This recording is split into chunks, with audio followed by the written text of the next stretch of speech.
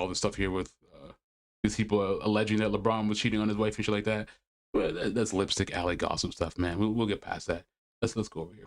But yeah, the next story we got. Who we got? We got Kyrie Irving. So we had Kyrie Irving. He was reacting to the LeBron James podcast. They had Steve Nash on the podcast, and they had Kevin Durant on the podcast, and they talked about their time in Brooklyn. If y'all don't remember, there was a time where James Harden, Kyrie Irving, as well as Kevin Durant were all on the Brooklyn Nets. They all got traded there. And when that happened, bro, the NBA world was set on fire because this happened right after Kevin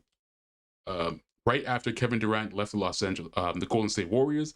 So it was like Kevin Durant went from one super team and then formed another super team in the Brooklyn Nets. And everybody, I remember when this trade went through, everybody's like, bro, NBA is over. You have James Harden, Kyrie, and Kevin Durant on the same team, over for everybody. But unfortunately, injuries were a thing. You know, COVID was a thing. Obviously, Kyrie got into some other issues there by tweeting a certain link, and that didn't go over well. And because of that, Kyrie Irving, I think at that point, did not want to play for the Nets anymore, and then eventually forced a trade and ended up going to Dallas.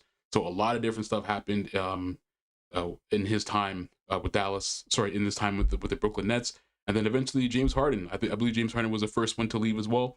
So yeah, Kyrie Irving. If y'all don't know, Kyrie Irving is streaming now. Kyrie Irving is on Twitch, I believe. He has his own accounts. No, yeah, he looks like he streams on Twitch. I think he might be streaming on X as well too. But I think his main place is Twitch. But anyways, he gets online sometimes and he addresses a lot of this stuff. So let's see what he says in response to this. When you think back to our time in Brooklyn, what do you think of? I had just signed that deal. You had just signed a deal. But I feel like we were secure, but everything else around us was going.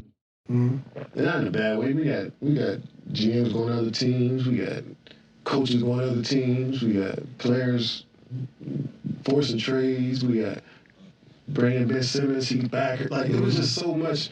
I had just signed that deal. I believe Ben Simmons came in after James Harden got traded, actually. You had just signed a deal. But I feel like we were secure, but everything else around us was going. So when he says, not in a bad way, we got. And it's obviously, again, I didn't take this personally. Everything else around us was. So when he says this, I'm not taking that personally. There was a lot going on around all of us, right?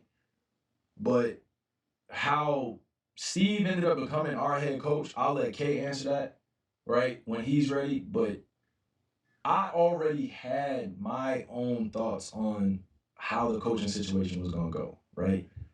I felt like there were other candidates out there that could have definitely been our head coach that had championship experience. I think Steve had championship experience in his own way, in his role that he played at Golden State. But in terms of being a head coach, I had my own thoughts, right? And I'll get into that later in my... By own thoughts, he means he did not want that motherfucker to be the head coach. That's essentially what he means by that. Another thing to remember, too, is that during that whole COVID situation while Kyrie Irving was with the Nets, Kyrie refused to take the vaccine as well, too. And obviously, everybody has their own opinion on that. Kyrie is free to do what he wants to do with his body. And, bruh, if I believe that I don't want to take that shit, I'm not going to take that shit. And that's essentially the stance that Kyrie Irving had. And the NBA at the time was saying that if you did not take that vaccine, you were not able to play. So Kyrie Irving took that stance along with the tweet caused the issue. And if y'all don't know, if you know, you know, when it comes to the tweet that he reposted that caused the issue. So there's a lot of stuff going on in the background during that time when Kyrie was with the Brooklyn Nets that I think rubbed him the wrong way. And I don't think he was a good fit for that organization at all, bro. Kyrie Irving is a very free-spirited person, has his own opinions, very strong thoughts. And, you know, he's not afraid to clash with it or to really go with what he believes in, you know what I mean? And I think that rubbed the Nets ownership the wrong way. So I think he's doing a lot better in Dallas. Anywho. My documentary, but I'm just saying I had my own thoughts. And when Steve became our head coach, he even admitted to me that he had his own reserves on coaching me, and I had my reserves on him being coached by him. So we had already hashed that out, but I'm not going to sit here and pretend like, yeah, it was all easy around just everything in Brooklyn. We're one of the most watched teams now because we have all-stars, MVPs on the team.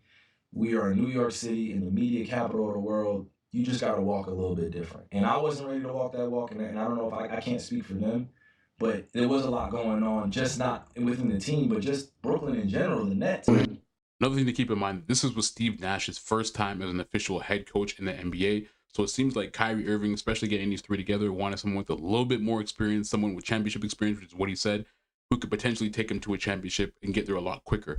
Steve Nash, he'd been unproven in the NBA. Maybe he might have been an assistant coach somewhere. Maybe he was still around the game. But in terms of being an NBA coach, NBA caliber coach with NBA caliber experience, who could get y'all to a championship, that was not it. So it makes sense from Kyrie's perspective, especially leaving from Boston, where it wasn't really the best, and then being on the Cleveland before that, where he actually was on a championship team.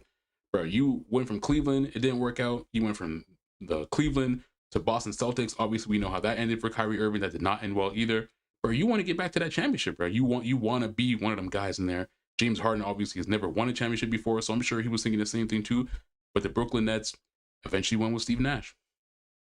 Mm-hmm. You know, I didn't feel like it was going to shit, but I felt like there was just a lot of structural change happening that was very quick, and he's coming off an Achilles tear. You know what I'm saying?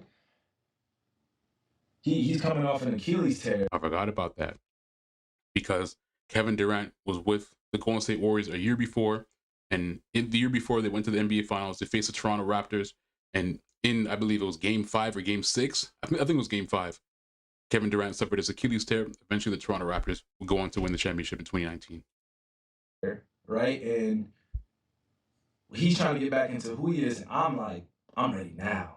This was the season I had my 50-40-90, where Steve's head coach, you know what I'm saying, we're having a great season, but at the same time, everything is just pretty much like easy, right? Everything's pretty much easy. Like everything's easy, everything's going. Then we trade for James, everything starts, improving and things of that nature. But during that season, I had a breakdown where I went through some things at home, went through some family stuff that I had to address, right? And I ended up not going into work for a certain amount of time, and I got killed for that, right? And everybody was like, yo, where's Kai at? Where's Kai out? And in between that time, Karras, Jared Allen got traded, and others got traded. Torian got traded for James. Not for James, excuse me. We ended up trading Karras, Jared, and then we got James, right? And then it kind of just started, like, think about it. Think about when you get James, Kyrie, KD on one team, then you add in all the other complementary pieces. It's just, for your first year, your second year, that's impressive. You know what I'm saying? That's impressive. No, again, when I had my 50-40-90 season, did I want to lead the team the way I did? Hell no. But again, I take my accountability for not being in the greatest space mentally, physically, emotionally, So I didn't know how to even express that to them at the time. Like, yo, that's how I was feeling, that's what I'm dealing with. It was just kind of like me, isolated, being recluse, like, y'all don't really understand what's going on. So We got GMs on the team, we got coaches going. And I'll say that's fair of Kyrie Irving to, be man enough to be able to admit that, I was not in the right headspace. There's a lot going on, family stuff going on as well too. Man, that Brooklyn team was a shit show, man. Absolute shit show. And they traded the house for that too. I mean, they got rid of a bunch of first round picks they had. They had a relatively good team in Brooklyn before they made it to the playoffs, before they traded for KD and all these guys. But as a GM, it makes sense, man. Like, you're a new GM, you're in there, you want to get the big fish, right? Like, you want to show the people who hired you, listen, man, I'm doing a great job. And what other better way to be able to show that other than to get KD, Kyrie Irving, and James Harden all on the same team? Three guys maybe in the prime of their career, maybe not so much for KD because he was coming off an Achilles tear, but to get these three big names, the biggest names in the NBA, three of the biggest names in the NBA, all on one team, that's crazy for a GM. The team. Yep, and he's talking about coaches on the team. Ime Udoka literally went to the Boston Celtics after coaching with us. That was crazy, bro. That was crazy. We had Ime Udoka literally go to Boston the next year. Like, you got coaches leaving other teams, and it wasn't anybody's fault. It's just opportunity. But we're in the same division. Can you imagine going against the coach that literally saw all of our strengths and weaknesses, and now we're playing against them? That's crazy. The fact that they had Ime Udoka on their team as an assistant coach, and they did not even hire that motherfucker to be the coach leading up when they had an opening, man. It's crazy. You know what I'm saying? So Ime Udoka is a phenomenal coach. You've seen what he did with the Boston Celtics in 1 year, and now you're seeing what he's doing with the Rockets, man. Ready for us. Ime had them ready. Had the Celtics ready, dog. When we played them in the 2022 playoffs, shit got wild. Y'all. For sure, shit got wild. So we had a lot going on. Katie is right. That's what I'm saying. When I said I'm gonna address this on stream, it literally was just about doing this and having fun with it and letting people know. Okay. Letting people know, just letting people know like what it is. That whole Nets Big Three era. By the way, Nets World. You probably won't give me any credit, but Nets World, that's definitely something I came up with. But it's okay. Nets World probably was existence before I came up with. That's fine too. But when I started calling it Nets World, everything like that started going up. All right. So when James got traded for Ben, I don't think we knew the landscape of where Ben was at, right? I don't think we knew where Ben was at. So when that trade happened, it shocked a lot of people. It shocked me.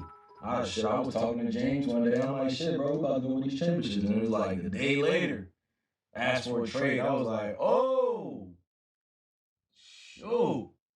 Damn, he's saying that James Harden, he was talking to James Harden the day before he got traded, saying, hey, man, we finna go win that chip, man. We finna get that chip. Let's go get it. Day after, asked for a trade. So it seems like James Harden wasn't really happy with the direction of the team. But I don't know if he was making that vocal, because for you to be, you know what I mean, seemingly okay with everybody, and at that time it definitely was a shit show, but he wanted out, man, and eventually he dipped out. Okay.